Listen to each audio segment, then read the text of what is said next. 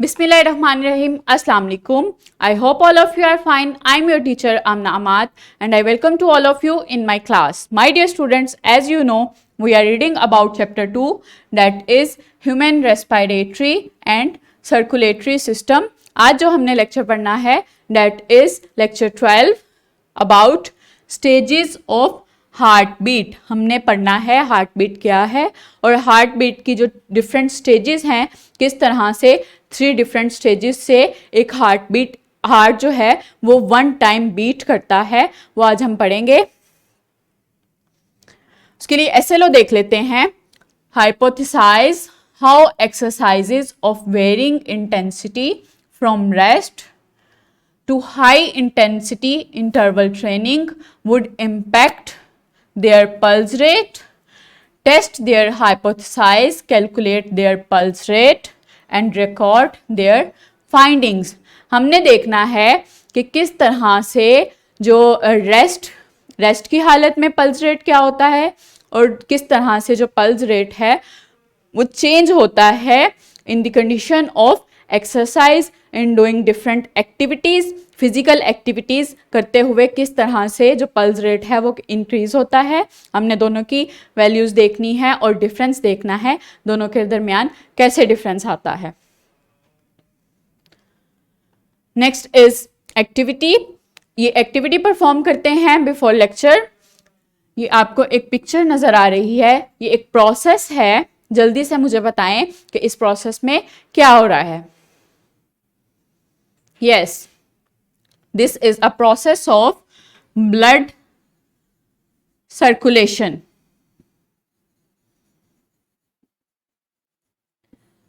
Blood जो है वो किस तरह से बॉडी में सर्कुलेट हो रहा है, that is showing this process. First one जो है वो ऑक्सीजनेटेड ब्लड हार्ट से बॉडी की तरफ जाता है. देन जो डीऑक्सीजनेटेड ब्लड है वो वापस हार्ट की तरफ आता है और हार्ट से लंग्स की तरफ जाता है गैसियस एक्सचेंज के लिए. सो ये आप पहले पढ़ चुके हैं, ये ब्लड सर्कुलेशन का प्रोसेस है.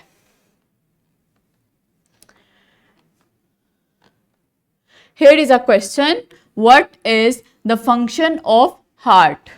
हार्ट का क्या फंक्शन है, जरा मुझे जल्दी से बताएं. यस, हार्ट जो है पंपिंग ऑर्गन है और क्या करता है, ब्लड को बॉडी की तरफ पंप करता है. ब्लड जो है वो बॉडी की तरफ पंप करता है और रिसीव करता है. ऑक्सीजनेटेड ब्लड पंप करता है बॉडी की तरफ और डीऑक्सीजनेटेड ब्लड जो है वो रिसीव करता है फ्रॉम बॉडी. सो देखते हैं what is heart beat. Heart beat क्या है. पहले ब्लड जो है वो दोनों जो अपर कॉलम होते हैं हार्ट के, एट्रिया, उनमें फिल अप होता है फर्स्ट स्टेज में. Then in first fill up in atria,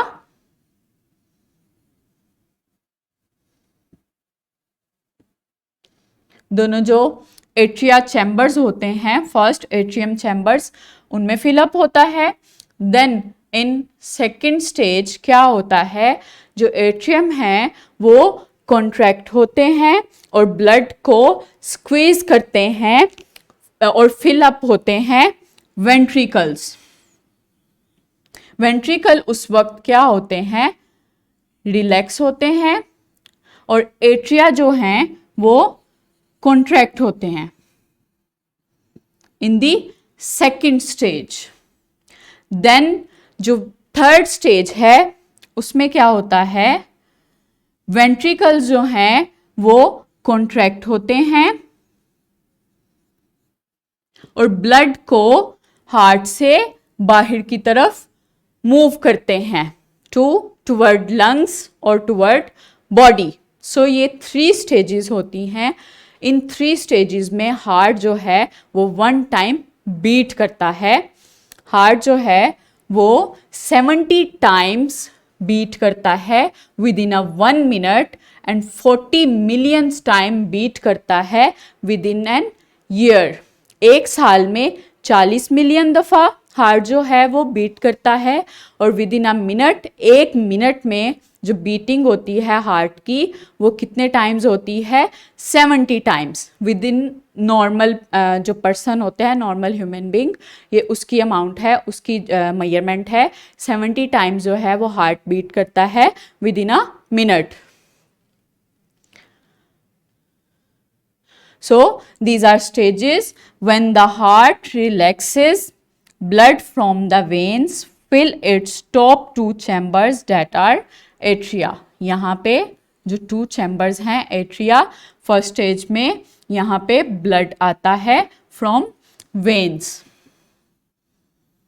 In the next second stage, the atrium walls contract, squeezing blood into the 2 lower chambers that are ventricles। यहाँ पे उस वक्त ventricle जो हैं वो रिलैक्स होते हैं और एट्रिया जो हैं वो कॉन्ट्रैक्ट होते हैं, तो ब्लड जो है वो यहाँ पे फिल अप होता है। In the third stage the ventricle will contract, pumping blood out of the heart to the arteries.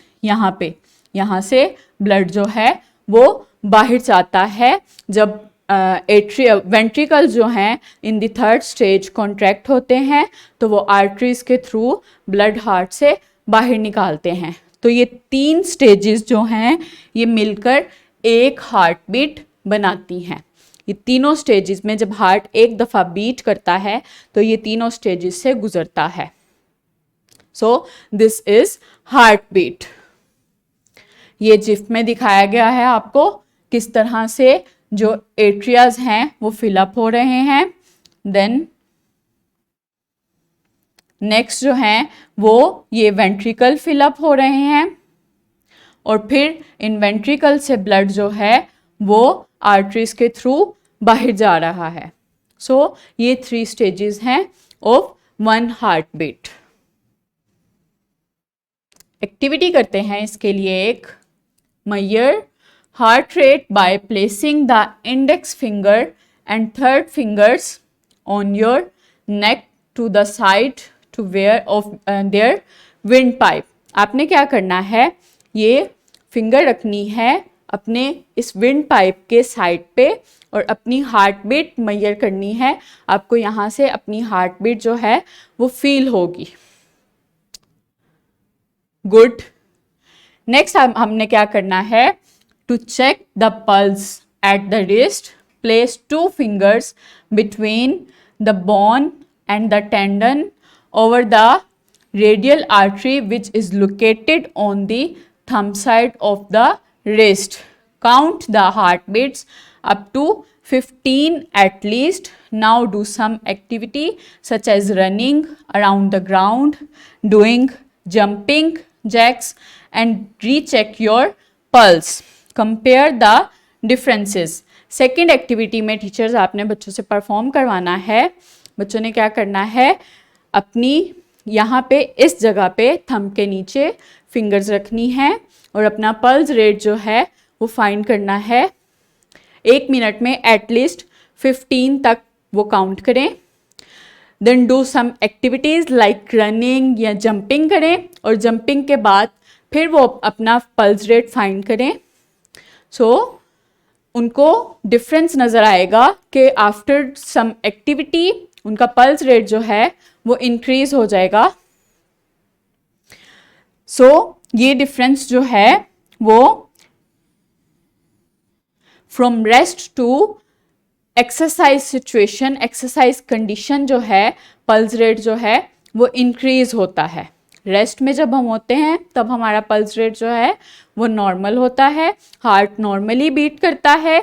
लेकिन जब हम डिफरेंट एक्टिविटीज़ करते हैं, एक्सरसाइज करते हैं, तो क्या होता है, पल्स रेट जो है वो इंक्रीज होता है। तो ये एक्टिविटी करें और अपनी अपनी वैल्यूज़ जो हैं फाइंड करें।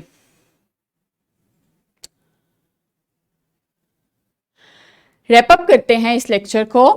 Pulse rate increases from rest to the condition having some activities such as running, jumping or exercise. First one 3 stages जो हैं उनसे हार्ट गुजरता है एक दफ़ा बीट करने के लिए, 70 टाइम्स बीट करता है विद इन अ 1 मिनट। और ये जो हार्ट बीट की ये जो पल्स रेट है, जो हार्ट रेट है, वो क्या होता है, वो इंक्रीज होता है जब हम डिफरेंट एक्टिविटीज़ करते हैं, एक्सरसाइज करते हैं, रनिंग करते हैं, जंपिंग करते हैं, तो हमारा हार्ट रेट जो है वो इंक्रीज हो जाता है रेस्ट की हालत की निस्बत। So here is an assessment on SLO. Hypothesize how exercises of varying intensity from rest to high intensity interval training would impact their pulse rate. Test their hypothesis, calculate their pulse rate and record their findings. ये जो हमने आज SLO पढ़ा उस पर एक assessment है, ये आपने परफॉर्म करनी है और अपने टीचर्स को सबमिट करवानी है। ये आपको डिस्क्रिप्शन बॉक्स में भी मिल जाएगी और टीचर से प्रिंटेड फॉर्म में भी मिल जाएगी।